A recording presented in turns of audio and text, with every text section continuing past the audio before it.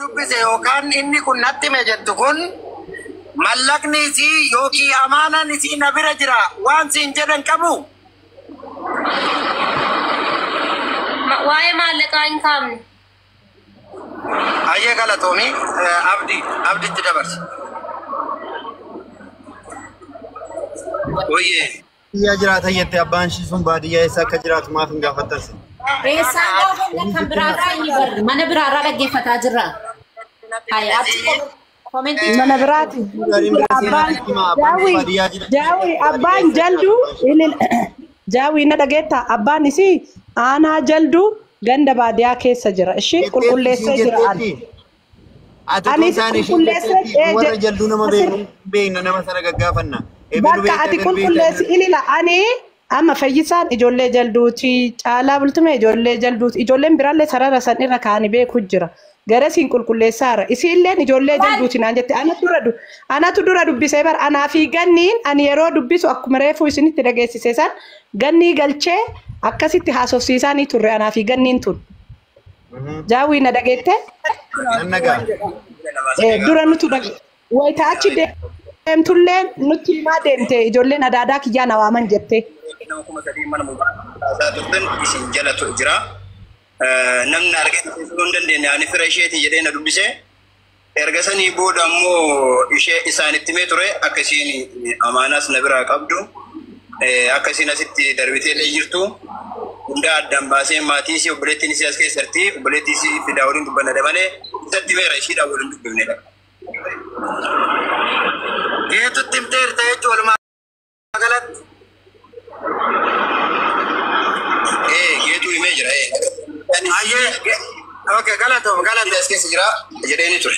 Bilbila mucattii kanaa hin barbaada. Hamma Itoophiyaa bilbila sii qulqulleessuu qabu. Akkasii obboleettiin itti naasu. Biyyattuu himaan akkam fira isiitti himne. Nagaa.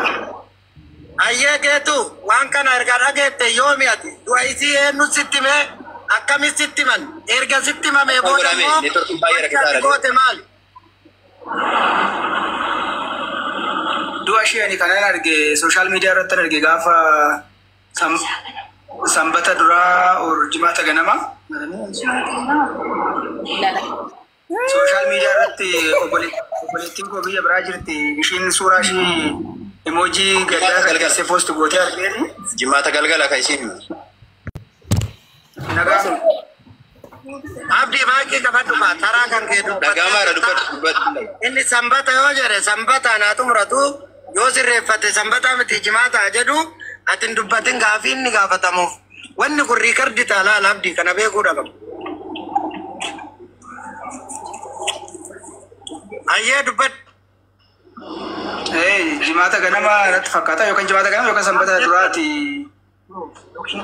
sana argee jennaan Mijayyoodha bilbilee fi maaliif waan kana post gootee maaltu ta'ee jennaan akkasitti qabbaniin akka boqottetti haasa'amaa jira jettee ani akkamittan arguudha beree jennaan tari'ati ijoollee warra post godhan faana hiriyaa ta'uu dhiisuu dandeessa jettee qulqulleessi jennaan waan garagaraa suura kaastee sooshaal miidiyaa irraa natti ergite.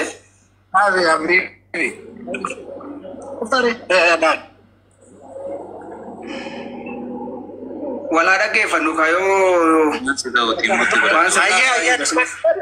dhaggeeffataaraati dubbata. Sa'aatii kana achi hin geenye ture beekta. Sana booddee qulqulleeffachuudhaaf yaalii adda addaa godhee namoota garagaraatti bilbilee qe'eetti illee bilbilee maatiin quba qabdanii akka maalirra jirti jennaan waan haaraan himtuu hin jiru maa quba hin qabnu naan jedhanii sana booda deebi'een kara social media kanaan namoota adda addaa dubaroota biyya arabaa jiran kana qunnamuu jalqabee isaanis namni kan odeeffannoo qabna jedhaa kaan hin qabnu jedhaa walumaan dhahaa turanii akkasittiin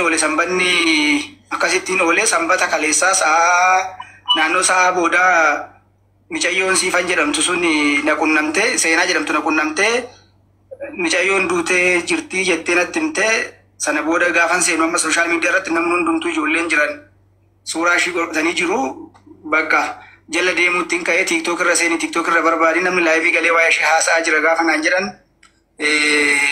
Mubaarak kan jedhamu tokko argadhee as jala seenee guyyaa gara sa'a booda gara galgalaa namni naannoo nagara nama 3,000 dhiyaatutu hordofaa ture. Achi jala seenee waan jiru hundayyuu dhaggeeffadhee namuu gadda isaa ibsataa kan waa'ee dhugaan ishee barbaadamu jedha haasaa already baay'ee ishii mirkaneeffadhee namni ta'e wayiis immoo na qunnamee namoota garaagaraatti baay'ee kan na qunnamaa jiru nama ta'es qunnamee innis du'uun ishii mirkanaa'eera. Already boqottee jirti haalli ishiin ittiin duute immoo qulqulleeffamuudhaa fi koominiitiin Oromoo bakka garaagaraa jiran yaalii adda addaa gochaa jiru jedhee sana booda anis har'a ganama bilbileen maatiidhaan konfirmi godhee maatiin hanga kaleessaatti hin duunetti beeku turanii har'a ganama jala mureen mucayyoon boqottee jirti hirmii keessan baafadhaa'ii akkaataa ittiin dhugaashii barbaaduu dandeenyu fi reenfa ishii fiduu dandeenyu irratti immoo nama barbaadaatii nama biyya sana jiru soo biraa ta'e barbaadaa kan biyya keessa jiru soo ta'e barbaadaa jedheeni nuti lakki nama hin qabnu beeknu hin qabnu barbaade tumti naan jedhanii waan anatti kennanii sana booddee namoota kallattii adda addaatiin barbaadutti hin ka'e egaa kanan argadhe tokko abdiinis karaa ta'e wayiitiin na qunname abdii wajjin haasa'uu jalqabne jechuudha. Sana booda namni wayiis namni amma maqaa isaa kaasuu hin barbaanne kan naa barreessaa jiru jira kan odeeffannoo adda addaa natti ergaa jiru jira garuu egaa I don't know realitiin eessa akka jiru Waaqayyotu beeka. Yoo immoo Waaqayyo nu gargaare immoo poolisiin biyya sanaas dhugaa kana hin baasti jedheen abdadha.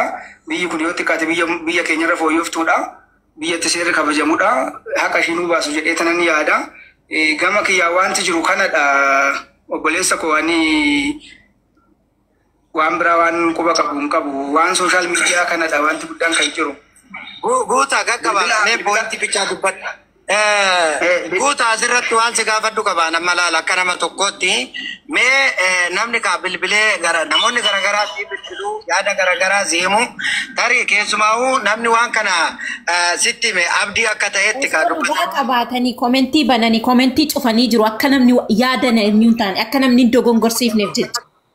Wal bira qabdee atiin ilaalta jedheetii mee gaafa sitti himu kana abdii maal siin jedhe keessumaa'uu hakti isiin bira jira paaspoortiin isiin bira jira haalli isiin itti duute kana poolisiin akkana jedhee jira wanti qulqullaa'ee jira wanni isiin jedha qaba amma abdiin kun.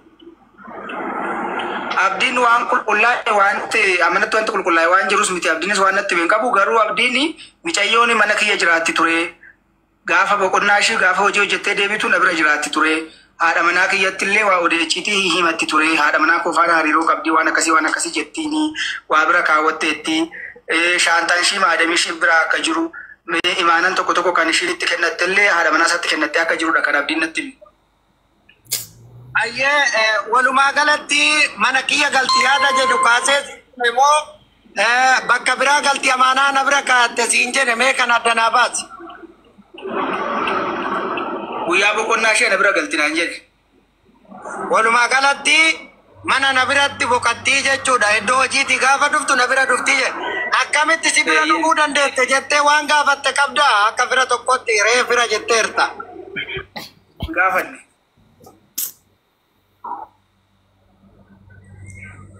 Ayyee galatoomii namoonni garaagaraa gaasii bilbiluu yaada garaagaraa siif himu. Waan namoonni si himu kanaa fi waan abdiin siin jedhu wal bira qabdee akkamitti ilaalaa jirta? Eenyuun Jaawis? Wayyee Jamiila waan dubbachuu barbaadde muut godhee. Namni gaafataa jiru kun eenyuun isa wayyaayyuu gaafii gaarii gaafataa jira. Waaw namni gaafataa jiru gareedhuma jiraate haa ta'u maan jedhudha. Kaleessa isuma kanatu Nuuraddiinuma kanatu shakkii mucaa bira jira bareechi qabe jedhee kan naa barreessa isuma. Booda asooyinaati nuti kaasne booda asooyinaati ni dhaggeeffanna. Booda asooyinaati yeroo takka itti bani. Mucayyoon mana maadaamitti duutee karaarratti duutee yookaan mana maadaamitti baatee duute kan jedhu ragaan tokkollee waan ta'e bira gahee hin jiru amma. Wanti guddaan ani mishinii fudhadhee maatii ishii barbaadiidha. Maatii ishii muufidii maatiitti dubbannaa waan jedhudha. Ammallee namoonni dhugaa ishii barbaadaa jirra jedhan kun kanan gaafachuu barbaade mucaan si biraa dura lolaa ture sun ibsanirraa gaafiin qaba kan jedheen maalirra geessanii adeemsi seeraa maal ta'e. Amma waa'ee namaatii fi sa'aatii kennatti fayyadamne akkas waan jiru an kana kasiin jedhu akka namaaf ifa ta'uufi malee waan biraa miti. Fakkeenya abdiin qaamaanis yaadaanis mana namoota hedduu fi akkasuma mana isaatti yaada isaa ibsataa jira. Yaadni isaa kun hangamta akka fudhatama uummata biratti qaba ka jedhu gaafii nuti asiisi gaafannuu fi akkaataan duraan abdii itti ilaaltuu fi amma itti hubattu wal adda ta'uu danda'a. Kanaaf yaada mataa kan keetii waan namni siin jedhuu fi xiinxallaa mataa keetii saayikooloojikaalii fayyadamtee mee akkamitti ilaalta yaada jedhu si gaafachaa ture waan biraa keessa deemu. Walumaa galatti mee abdiin dhimma amaanaa bira kaayachuu shaantaa akkasuma paaspoortaa naaf hime jettee jirta. Gama biraatiin mallaqa kana dalagattee yeroo dhuftutti isarraan ergatti moo nama biraatirraan ergatti waan gaafatte qabdaat? Sanallee waa tokko ani waan gaafadhe hin qabu. Ani san dura mucayyoo faana walitti hin dhufnu bada wal qunnamaan turre waan ta'eef ani du'a ishii dhageenyaan kanan dhimma kanatti galee malee dura waan hin beeku hin qabu. Sanallee hin gaafanne waan hin beeku hin qabu waa'ee maallaqa ishiis. Carraanuu kenname waan namaati darbuu lubbuu kanaan ol qabatee waan nama mucaan haasee gaariidha hanga amma jiru kanatti gahaadha.